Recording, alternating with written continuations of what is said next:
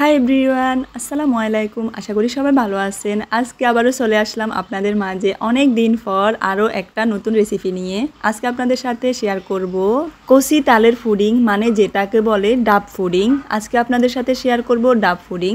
এই পুডিংটা খেতে অনেক বেশি মজা। আমি আপনাদের সাথে ভিন্নভাবে শেয়ার করব কিভাবে তালের পুডিংটা তৈরি করা হয়। একদম সহজ পদ্ধতিতে মাত্র 2 থেকে 3টা উপকরণের মাধ্যমেই এই পুডিংটা তৈরি করে দেখাবো। তো দেখতে থাকেন রেসিপিটা, আশা করি ভালো লাগবে। পুডিংটা তৈরি করার জন্য এখানে আমি একটা কচি তাল নিয়ে নিছি। যেহেতু এখন তালের সিজন, সব জায়গায় কিন্তু আপনি তালটা পেয়ে থাকবেন। তবে পুডিংটা তৈরি করার সময় মাথায় রাখবেন, পরিপক্ক যে তালগুলো আছে ওগুলো দিয়ে কিন্তু আপনার পুডিংটা তৈরি হবে না। একদম কচি তাল দিয়েই কিন্তু পুডিংটা তৈরি করবেন। আমি তালটাকে মুখ বরাবর কেটে নিয়ে ভেতর থেকে যে শ্বাসটা আছে ওইটা তুলে নিচ্ছি চাকু দিয়ে। আপনারাও কিন্তু এভাবে করে কেটে ভেতর থেকে শ্বাসটা তুলে নেবেন। এই শ্বাসটা দিয়েই কিন্তু পুডিংটা তৈরি হবে।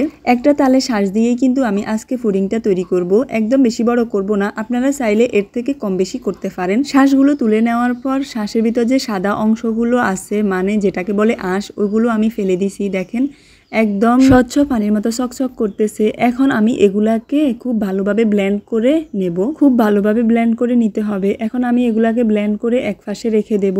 অন্য পাশে আমি কি করব, পুডিংয়ের জন্য একটা জেলি তৈরি করব। এটা একদমই অপশনাল, আপনারা চাইলে এটা করতে পারেন আবার নাও করতে পারেন। এটা মাত্র আমি করতেছি পুডিংয়ের টেস্টটা আরও দ্বিগুণ বাড়িয়ে দেওয়ার জন্য। আপনাদের বাসায় যদি আগার আগার পাউডার বা ফুড কালার না থাকে তাহলে এটা না করলেও হবে।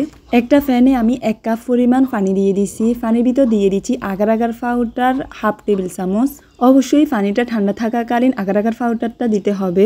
আগার আগার পাউডারটা দিয়ে দেওয়ার পর এভাবে একটা হাতা দিয়ে নেড়ে চেড়ে নিতে হবে। নেড়ে চেড়ে নেওয়ার পর যখন পানিটা ফুটে উঠবে তখনই কিন্তু যে বাটিতে আপনারা জেলিটা সেট করবেন ওই বাটিতেই পানিগুলোকে দিয়ে দিতে হবে। দেখেন পানিতে বলক চলে আসছে। এখন আমি চুলাটা অফ করে পানিটা রেখে দেব একটা বাটিতে। যেই বাটিতে আমি জেলিটা বসাবো এখন দিয়ে দেব ফুড কালার। এখানে আমি রেড ফুড কালারটা দিচ্ছি, আপনারা চাইলে যে কোনো ফুড কালার ব্যবহার করতে পারেন।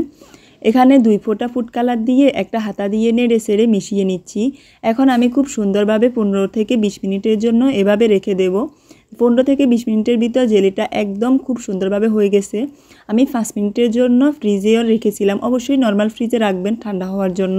এখন একটা চাকু দিয়ে জেলিটাকে আমি একদম শেপ আকারে কেটে নিচ্ছি। দেখেন ছোট ছোট টুকরো করে কতগুলো জেলি হয়েছে। এত মজা লাগে জেলিটা খেতে।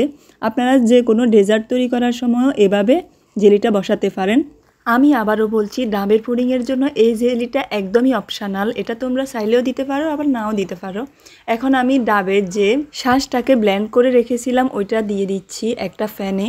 এখন এখানে দিয়ে দিচ্ছি 1 টেবিল চামচ আগার আগার পাউডার। যেহেতু তালের শ্বাসটাও মিষ্টি ছিল তাই আমি এখানে চিনির পরিমাণটা কমিয়ে দিচ্ছি, 2 টেবিল চামচ চিনি দিচ্ছি। আপনারা চাইলে মিষ্টিটা আপনাদের স্বাদ মতো দিতে পারেন। যেহেতু সবাই কিন্তু একই রকম মিষ্টি খেতে পছন্দ করে না, কেউ বেশি খায় আবার কেউ কম খায়। এখন আমি একটা হাতা দিয়ে ভালোভাবে নেড়ে চেড়ে মিশিয়ে নেব। যখন তালের শ্বাসের মিশ্রণটার ভিতর 1 থেকে 2 বার বলক উঠে আসবে তখনই কিন্তু আমি নামিয়ে রেখে দেব। যে বাটির ভিতর পুডিংটা সেট করব ওই বাটিতেই নামিয়ে একদম খুব সুন্দরভাবে ঢেলে নিয়ে নেব। দেখেন 1 থেকে 2 বার খুব সুন্দরভাবে বলক চলে আসছে। এখন আমি নামিয়ে রেখে দেব। একটা বাটিতে খুব সুন্দরভাবে ঢেলে নিচ্ছি, দেখতেই পাচ্ছেন। এখানে আমি গোটা কিছু তালের শ্বাস আগে থেকেই তুলে রেখেছিলাম একটা বাটিতে। এখন গোটা শ্বাসগুলো দিয়ে দিচ্ছি পুডিংটা সেট করার আগেই। এখন দিয়ে দেব যে জেলিটা আমি তৈরি করছিলাম ওই জেলির টুকরোগুলো সবগুলোই দিয়ে দেব। জেলিটা দিয়ে দেওয়ার পর এভাবে করে রেখে দেব 30 থেকে 40 মিনিটের মতো।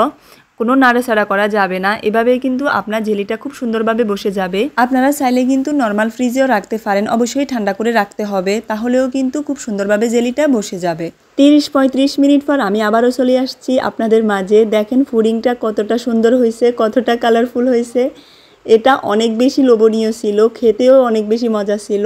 অবশ্যই পুডিংটা আপনারা ঠান্ডা করে তারপর খাবেন। নর্মাল ফ্রিজে 15 থেকে 20 মিনিট রাখার পরে তারপর ঠান্ডা ঠান্ডা এভাবে পরিবেশন করে নেবেন। এটা খেতে অনেক বেশি মজা, একদম সফট ছিল পুডিংটা। সবাইকে ধন্যবাদ এতক্ষণ রেসিপিটা দেখার জন্য। রেসিপিটা যদি ভালো লেগে থাকে অবশ্যই কমেন্টে জানাবেন। আশা করি আপনাদের ভালো লাগছে।